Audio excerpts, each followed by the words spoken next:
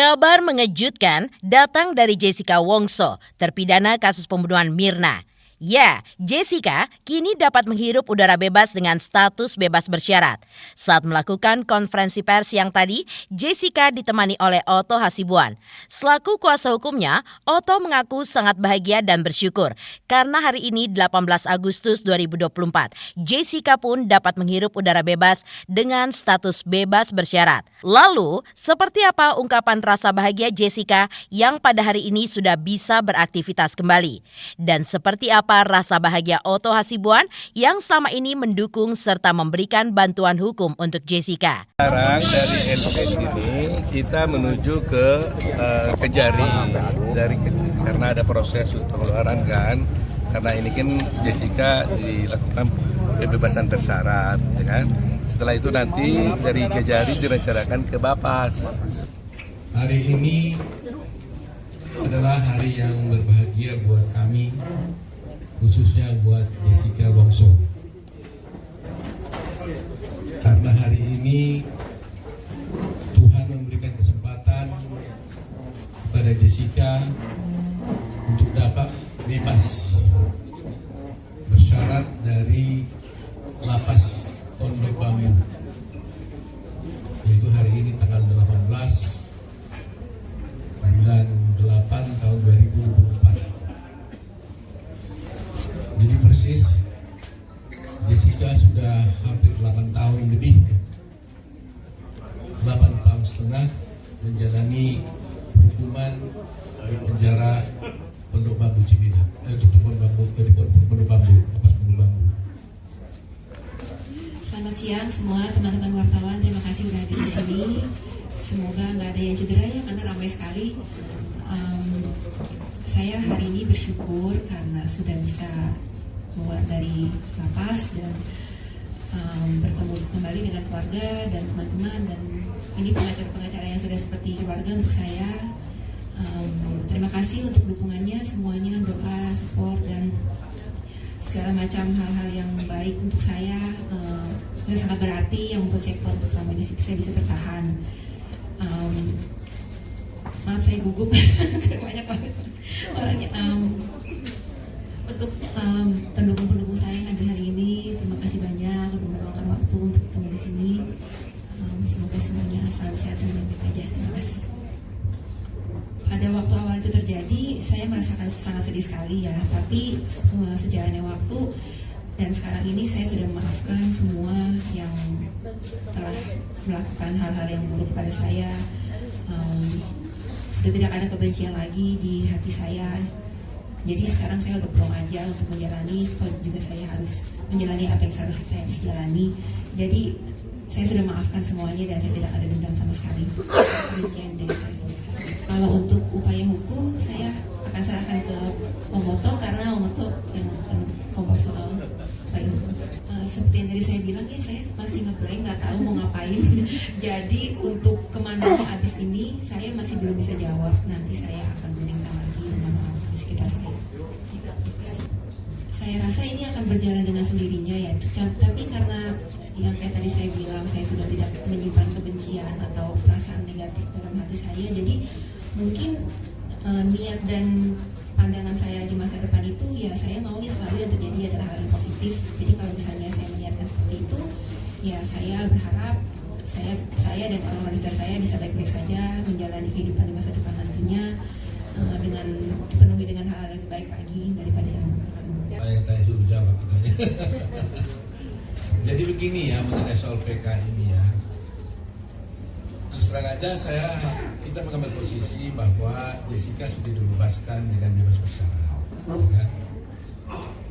Jadi kami tim hukum ini selalu menghormati hukum. Apapun putusan sudah pengadilan, itu kan sudah jelas bahwa Jessica dinyatakan bersalah. Itu putusan pengadilan yang harus saya hormati sebagai seorang lawyer. Soal kami tidak terima putusan itu atau tidak, itu soal lain.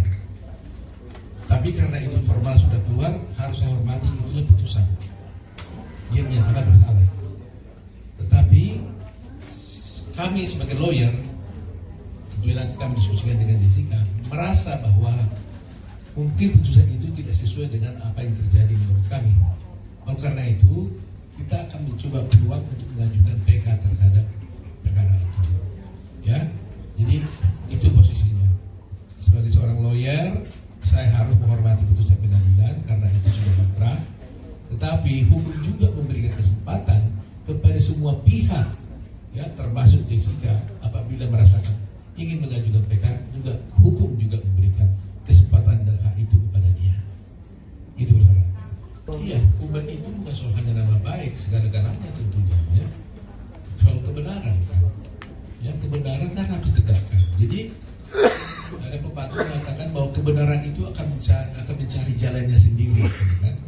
Nah, sekarang jalannya kebenaran sendiri itu bagaimana? Apakah juga harus kita ikuti juga jalan kebenaran itu dengan berdiam, atau apakah juga jalan kebenaran itu kata harus kita topangi untuk bisa mencapai kebenaran sendiri?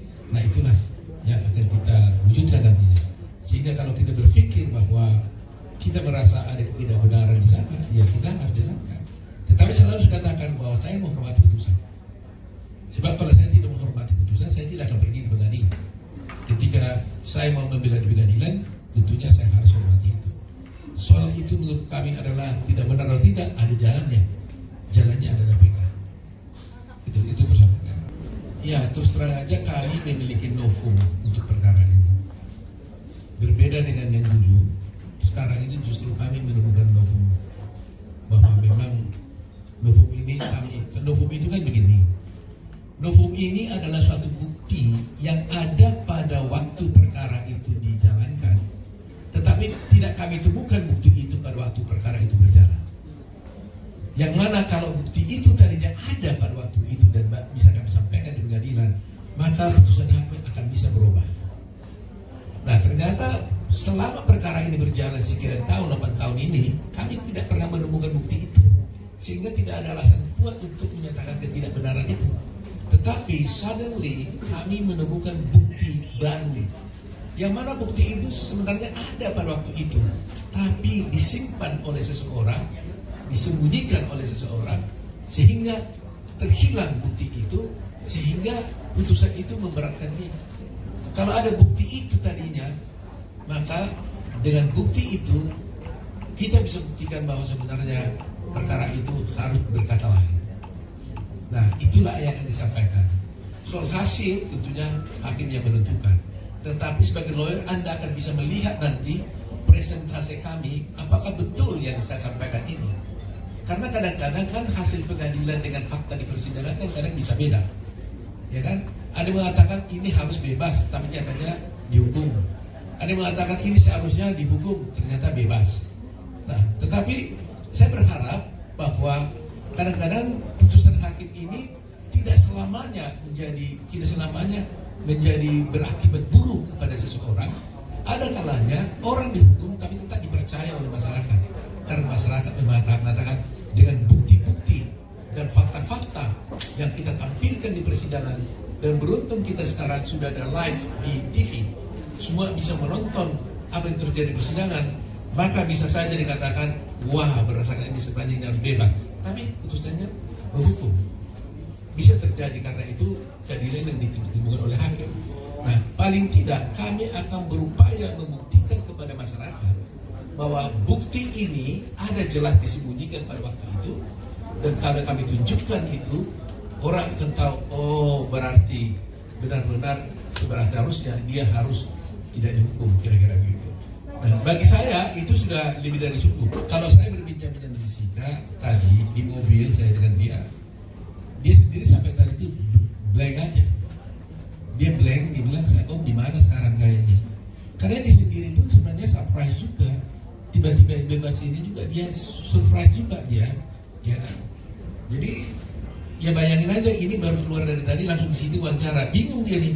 Lihat pohon pun nggak sempat. Baru saya ajak tadi dia makan karena ada masakan kesukaan dia. Saya tanya waktu dari malam kemarin, seandainya kau keluar apa yang kau inginkan? Kata dia. Dia bilang saya mau makan katanya. Makan apa? Makan sushi. Saya sedih juga dengarnya. Itu aja dia minta, gak ada yang lain. Dulu saya waktu lagi saya pengen makan sushi, di sini nggak ada sushi.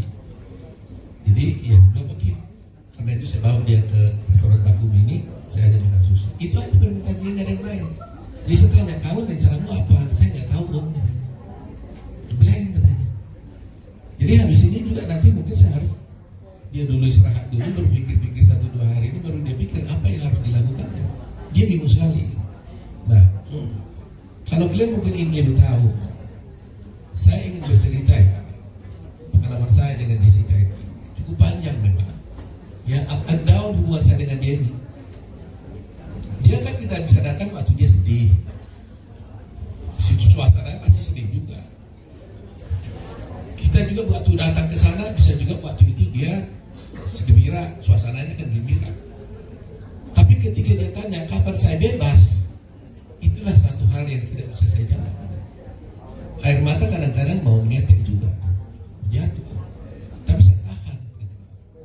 Tapi beruntungnya saya dengan dia ini, kalau saya dilihatnya sedikit agak tegang untuk memberikan dia hibur saya. Dia bilang, om, jangan pusing dong, jangan begitu dong. Nanti kalau om tegang, siapa yang bela saya? Jadi sometimes kita saling backup lah, gitu ya. Jadi itu sebabnya kami tidak pernah berputus asa untuk membela dia ini, karena dia cukup pengertian juga, gitu ya. Walaupun kadang-kadang dia merasa gimana om, nah gitu kan. Ya kita kan susah jawabnya. Makanya waktu kemarin itu ada Kak Vina saja, saya merasa guilty feeling. Saya nggak bisa ada orang datang dari kasus Vina ke saya minta tolong, kan itu nggak bisa saya tolak. Tapi kalau saya langsung terjun langsung menangani itu, saya merasa Jessica pasti marah ke saya. Kok itu diurusin saya punya belum selesai? Gitu kan? Kamu ada perasaan gitu ya? Nah, lihat deh coba. Betul kan? Ngaku dia benar. Saya rasa itu sebabnya teman-teman wartawan seringkali kan minta saya wawancarakan, mungkin 2 minggu masa kesal ke saya kan. 3 minggu ini banyak wartawan kontak saya minta wawancara tentang kasus Vina. Semuanya boleh katakan hampir tidak saya ikuti. Terus terang aja saya jujur hari ini, buka dosa nih, buka kartu saya nih. Saya nggak enak kepada Jessica. Itu aja. Tapi saya tidak tinggalkan kasus itu karena ada tim saya 150 orang yang bantu itu. Ada Jute, ada Ruli dan sebagainya. Begitu saya merasa tanggung jawab saya terhadap Jessica ini. Nah, kalau sudah sekarang mungkin sudah mulai agak sedikit terang. Terus terang aja kita juga nggak tahu kepastian, cuma memang kita dengar-dengar gitu kan. Tapi kan kita nggak pernah melakukan hal-hal upaya-upaya untuk membebaskan itu. Jadi sebenarnya lapas yang bisa menceritakan yang sebenarnya ya. Tapi mungkin secara normatif saya tanya waktu mau pulang, sebenarnya saya sendiri baru nanya tadi, Pak siapa tadi itu ya di Bapas, Jessica ini bebas kenapa ya? Pak Dika ya, Jessica ini bebas kenapa sih sebenarnya? Saya tanya. Dia bilang ya karena dia memenuhi semua ketentuan-ketentuan untuk dia bisa bebas. Itu saya. Mereka yang tahu tuh.